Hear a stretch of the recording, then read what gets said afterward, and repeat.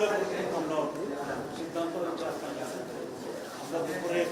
কিছুটা ব্রিফ করছি। এখন যে পর্যায়টি সেটা হচ্ছে এটা কিভাবে বাস্তবায়ন হবে এই ফেজে আমরা এই ফেজে বাস্তবায়নের ব্যাপারে আজকে আমরা কমিশনকে বলেছি যে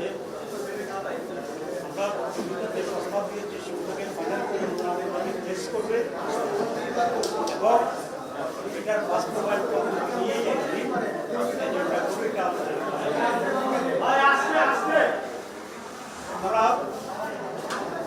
এই ব্যাপারে ঐক্যমত্য পোষণ করেছেন এবং বলেছেন যে ওনাদের এই কয়েকদিনের মিটিংয়ে যে সমস্ত সিদ্ধান্ত হয়েছে এটাকে গুছিয়ে রাইট আপ করার জন্য একটা সময় লাগবে এবং এরপরেই তারা বাস্তবায়ন প্রক্রিয়া নিয়ে এটি হচ্ছে আজকে কথা। বাকিগুলো তো একই ধারায় আমি বলছি আমরা বলছি যে এটা যদি আইনগত ভিত্তি দেওয়া না হয় এবং এখন থেকে এটা বাস্তবায়নের ইফেক্ট এবং ইফেক্ট যদি মডেলে না থাকে তাহলে আমরা যত জায়গাতে প্রবন্ধ হচ্ছি এটা কোনো এটা আজকে বলেছেন না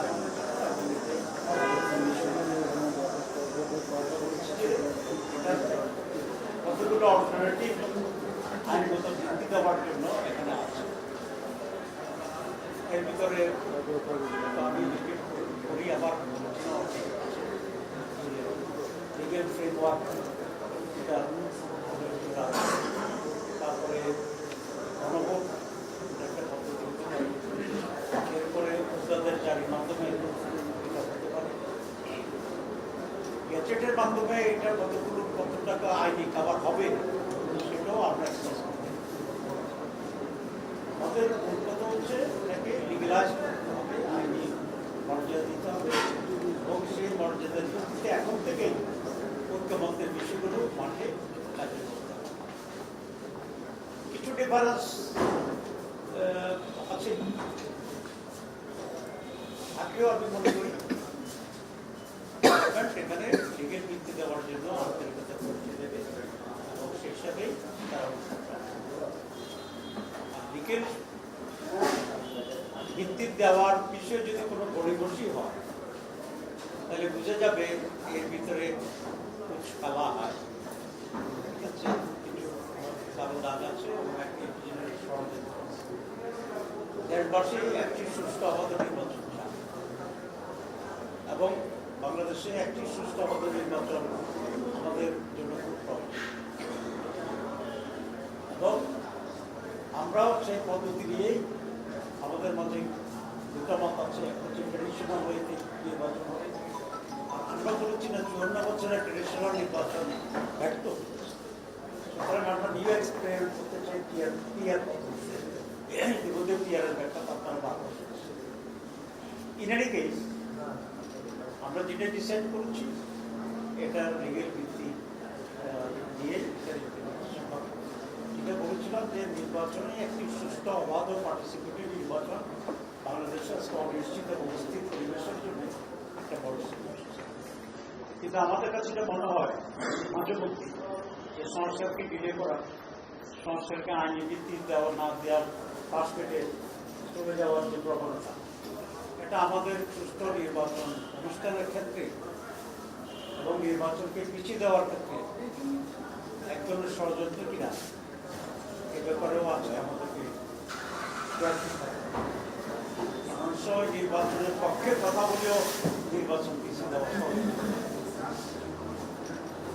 আমার ব্যক্তিগত মত হচ্ছে যারা দেরি করবে সংস্কারকে এখানে আইনি ভিত্তি দেওয়ার জন্য তারাই মূলত নির্বাচনটা অনিশ্চিত করা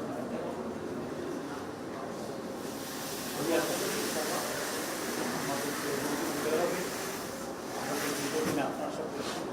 সফল হবে, সংস্কার যেগুলো বাস্তবায়ন হবে এবং আরেকটা পদ্ধতি যেটা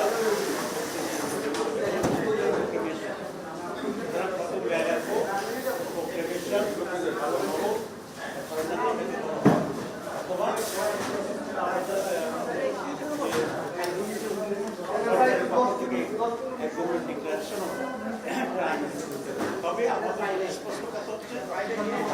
দিতে হবে, কোনটা উত্তম হবে এবং সহজ হবে,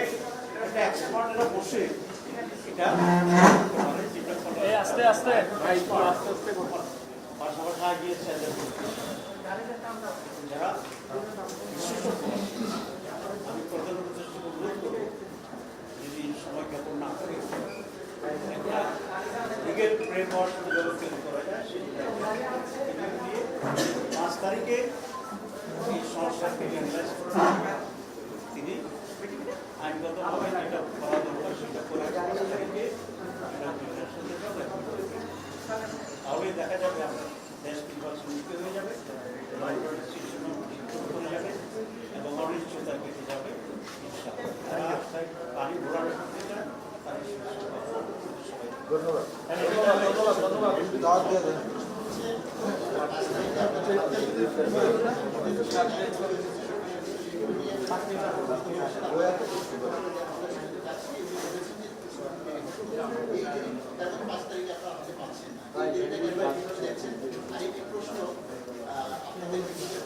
শেষ অংশে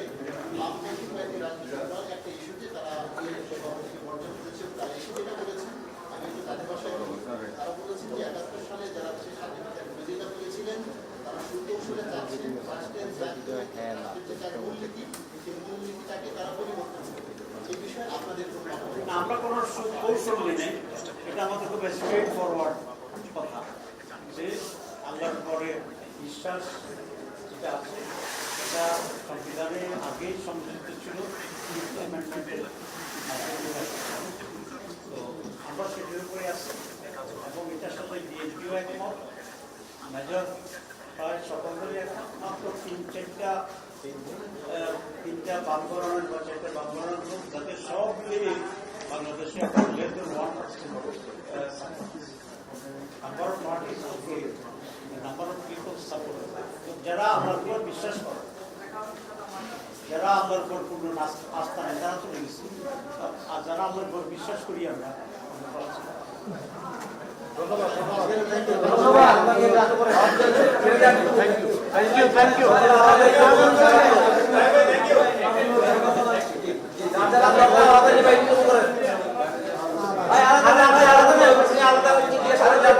এটা দেখা যাবে,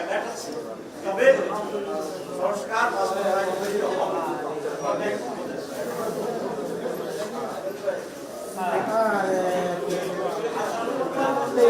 এখন তো